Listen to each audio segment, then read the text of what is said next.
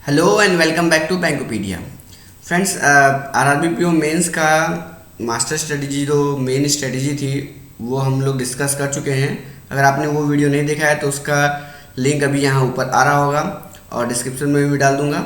उसके बाद उसमें हमने देखा था कि कितना टाइम देना है हर सेक्शन पे, क्या क्या पढ़ना है, कितने नंबर्स के लिए टारगेट करने हैं और कितने क्वेश्चंस के लिए टारगेट करने हैं इस सेक्शन में। वो सारी बातें उसमें हुई थी। ठीक है, उसके उसी की सीरीज़ में वीडियोस चल रही हैं।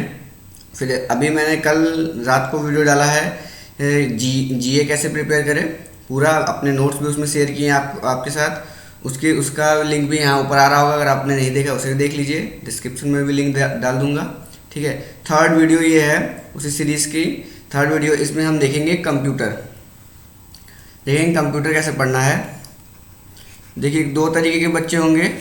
एक जिनका बैकग्राउंड होगा कंप्यूटर, बैकग्राउंड मतलब उनको 10th या 12th में उन्होंने कंप्यूटर पढ़ा है या फिर डिप्लोमा किया हुआ है कंप्यूटर से, या फिर उनके ग्रेजुएशन में कंप्यूटर सब्जेक्ट रहा है। एक तो ये होंगे बच्चे। एक बच्चे होंगे ऐसे जिन्होंने अभी तक कभी कंप्यूटर पढ़ा ही नहीं है, ना इनके 10th-12th में था, ना ही डिप्लोमा किया है, ना इनके ग्रेजुएशन में था। कंप्यूटर से उनका दूर दूर तक कोई वास्ता नहीं है। ठीक है, तो जिन्होंने कभी कंप्यूटर पढ़ा नहीं है उनको तो एकदम डर लग रहा होगा कि कंप्यूटर में क्या पढ़ना है, कैसे पढ़ना है, पूरा सिलेबस कहाँ से मिलेगा। सिलेबस भी अवेलेबल नहीं है, मेंस लेवल के क्वेश्चन भी अवेलेबल नहीं है नेट पे कि क्या आता है, कुछ क्लियरिटी नहीं है।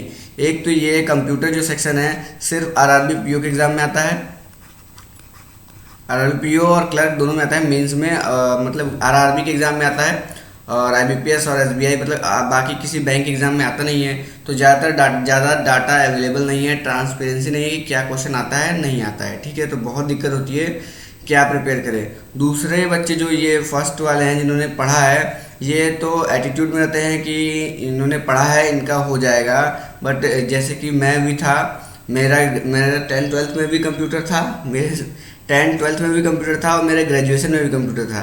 डिप्लोमा नहीं है बट दोनों 10th-12th में कंप्यूटर और ग्रेजुएशन में कंप्यूटर था। मैंने सोचा कंप्यूटर तो हो जाएगा, जो कि मॉक टेस्ट में आते थे, क्वेश्चन देख के समझ में आता था कि हाँ ये सब क्वेश्चन मैं कर लूँगा। तो मैंने कंप्यूटर की प्रैक्टिस नहीं की और बहुत ज़्यादा नंबर नहीं आया है, सेक्शनल कट ऑफ भी पार हुआ है।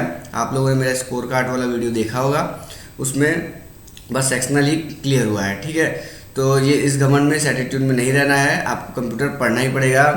आधी 45 मिनट से 1 घंटा, 45 मिनट से 60 मिनट आपको डेली कंप्यूटर पे इन्वेस्ट करना ही पड़ेगा, अगर आपका बैकग्राउंड रहे चाहे न रहे। ठीक है, अब क्या पढ़े, कहाँ से पढ़े। ठीक है, जब मैंने एक ही एग्ज़ाम चाहे आईबीपीएस क्लर्क दिया था, आईबीपीएस क्लर्क दिया हूँ, इंडियन बैंक पीओ दिया हूँ, आईबीपीएस पीओ दिया हूँ, तीनों में कंप्यूटर था नहीं तो मैंने कंप्यूटर कभी पढ़ा नहीं। ठीक है, आरआरबी पीओ के एग्ज़ाम में कंप्यूटर एक बार ही दिया हूँ और एक बार ही एग्ज़ाम हुआ है, कंप्यूटर आया है, तो ज़्यादा नॉलेज नहीं है मेरे पास। बट जब मेरा थोड़े से मार्क्स से हुआ, केवल कंप्यूटर का सेक्शनल थोड़े से मार्क्स से क्लियर हुआ और फिर मैं जो मेरे कांटेक्ट में बच्चे थे उनसे मैंने बात किया उस समय, तो बहुत सारे बच्चों का कंप्यूटर सेक्शन ही क्लियर नहीं हुआ। 20-20 नंबर, 25-25 नंबर, इवन 35+ मैंने देखा है। मेंस के स्कोर 35+ है कट ऑफ से और उनका कंप्यूटर का सेक्शनल क्लियर नहीं हुआ है।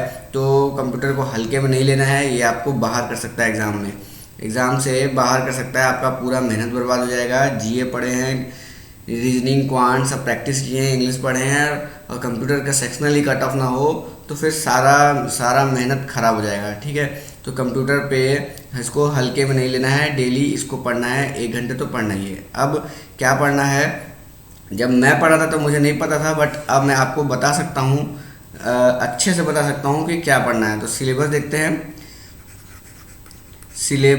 हैं, देखिए मोटा मोटा सिलेबस बताऊंगा, जो मैं अपने एक्सपीरियंस से बताऊंगा, कहीं से पढ़ के नहीं, जो एग्ज़ाम में आया है और आता है। ठीक है, पहला तो फर्स्ट और वेरी इंपॉर्टेंट है आपका फुल फॉर्म। इससे 3 से 4-5 क्वेश्चन फुल फॉर्म के आते ही आते हैं, फुल फॉर्म आएगा। सेकंड आपका हार्डवेयर से रिलेटेड क्वेश्चन आएगा, हार्डवेयर। अब जिन्होंने कंप्यूटर कभी नहीं पढ़ा उनको ये भी नहीं मालूम होगा हार्डवेयर क्या होता है। थर्ड सॉफ्टवेयर से रिलेटेड क्वेश्चन आएगा, सॉफ्टवेयर। फोर्थ मेमोरी से रिलेटेड क्वेश्चन आएगा, मेमोरी। फिफ्थ आपका शॉर्टकट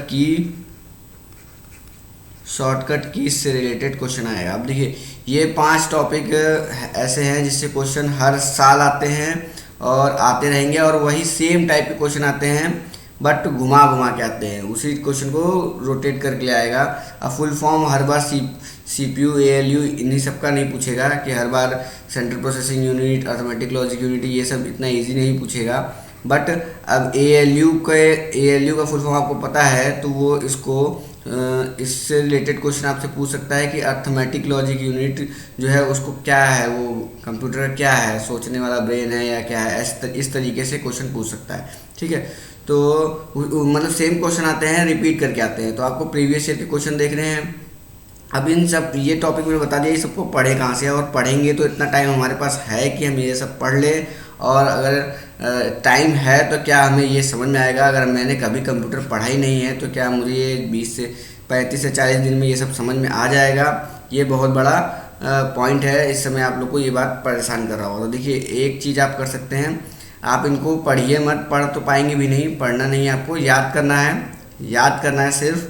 कहाँ से याद करेंगे? देखिए अड्डा का ऐप है, अड्डा 247, इसको डाउनलोड करिए। कंप्यूटर वाले सेक्शन में जाइएगा, कंप्यूटर वाले सेक्शन में जाइएगा, डेली क्विज़, डेली जो कंप्यूटर पे 10 क्विज़ आ रहा है वो पढ़िए। और कोई सोर्स अवेलेबल नहीं है, किताब से आप पढ़ नहीं पाएंगे। प्रीवियस ईयर के पेपर देख लीजिए, प्रीवियस ईयर पेपर आप उठा लीजिए, उसको पढ़िए। प्रीवियस ईयर पेपर अवेलेबल ज़्यादा नहीं मिलेगा आपको कंप्यूटर से रिलेटेड, ये बताऊँ। देखिए डाटा बहुत कम अवेलेबल है इससे रिगार्डिंग में। ठीक है, तो क्या करना है, देखिए मैंने बात किया है अपने एक फ्रेंड से। मेरा एक फ्रेंड है मोहित अय्यर, इसने बीटेक किया हुआ है कंप्यूटर साइंस से, और उसके बाद से एमटेक किया हुआ है कंप्यूटर साइंस से, और ये अभी पढ़ा रहा है, कंप्यूटर साइंस ही पढ़ा रहा है, कंप्यूटर ही पढ़ा रहा है। खुद का कोचिंग है, इसका खुद का कोचिंग है। तो मैंने इनसे बात किया कि क्या आप पढ़ा सकते हैं बच्चों को, तो इनका वीडियो लेक्चर वगैरह अवेलेबल नहीं हो पाएगा, इतना फ्री नहीं है। तो आप लोग के लिए मैंने फ्री में अरेंज किया है। टेलीग्राम ग्रुप पे आप ज्वाइन हो जाइए। मेरे टेलीग्राम ग्रुप का लिंक डिस्क्रिप्शन में मैं दे रहा हूँ, टेलीग्राम ग्रुप पे ज्वाइन हो जाइए। और आज से ही फ्रॉम टुडे, आज से ही यहाँ पे स्टार्ट होने वाला है फ्री में सारे मतलब जो ये सिस्टमेटिक सिस्टम से मैंने लिखा है कि फुल फॉर्म स्टार्ट होंगे, तो केवल फुल फॉर्म के क्वेश्चन आएंगे। डेली 10 MCQ, डेली 10, अब 10 मैं बोल रहा हूँ, 10 से कम नहीं होगा, कभी 20 भी हो जाएगा, कभी 25 भी हो जाएगा, विद सॉल्यूशन भी अवेलेबल होगा। 10 MCQ फुल फॉर्म के, और ये डेली होगा, कभी स्किप नहीं होगा। पहले फुल फॉर्म्स के ही MCQ चलेंगे 1-2 दिन, जब तक फुल फॉर्म सारे ख़त्म ना हो जाए। उसके बाद से हार्डवेयर स्टार्ट हुआ तो हार्डवेयर से रिलेटेड ही क्वेश्चन चलेंगे, MCQ फॉर्म में ही चलेंगे। MCQ फॉर्म में इसलिए देखिए थ्योरी बिल्कुल वहाँ अवेलेबल नहीं होगी, ये नहीं मैं समझिएगा कि थ्योरी मिलेगा, PDF मिलेगा। PDF के लिए आप अगर वहाँ रिक्वेस्ट करिएगा, अगर वो दे दे तो ठीक है।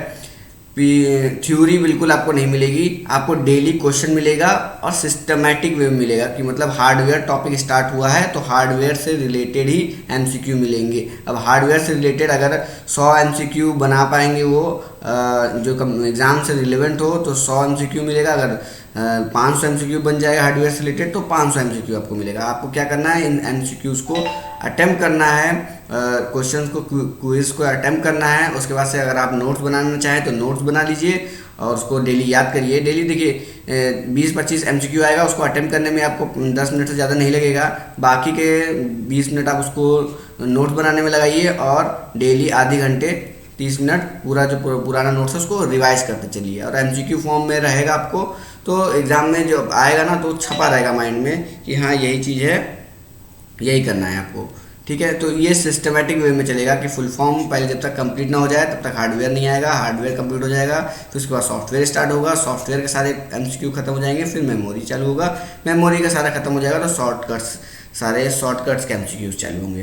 तो ये 5 टॉपिक आप अच्छे से पढ़ लेंगे, सारे MCQs इससे रिलेटेड प्रीवियस ईयर में जो आए हैं और जो आ सकते हैं, एक्सपेक्टेड हैं, जो ये सारे डिज़ाइन मैंने इनसे करवाया है, ये आपको अवेलेबल कराएंगे डेली बेसिस पे।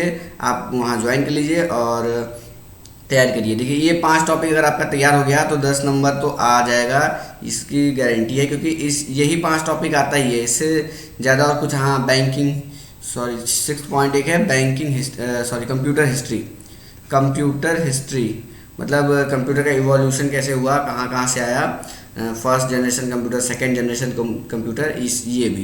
तो 6 पॉइंट हो गए। ये 6 टॉपिक्स हैं जो कंप्यूटर में आपको 10 नंबर तो दिला देगा। सेक्शनल पार्ट तो हो ही जाएगा। सेक्शनल मैं ये नहीं कह रहा हूँ कि आप भी 18 नंबर ले आएंगे, 15 नंबर ले आएंगे।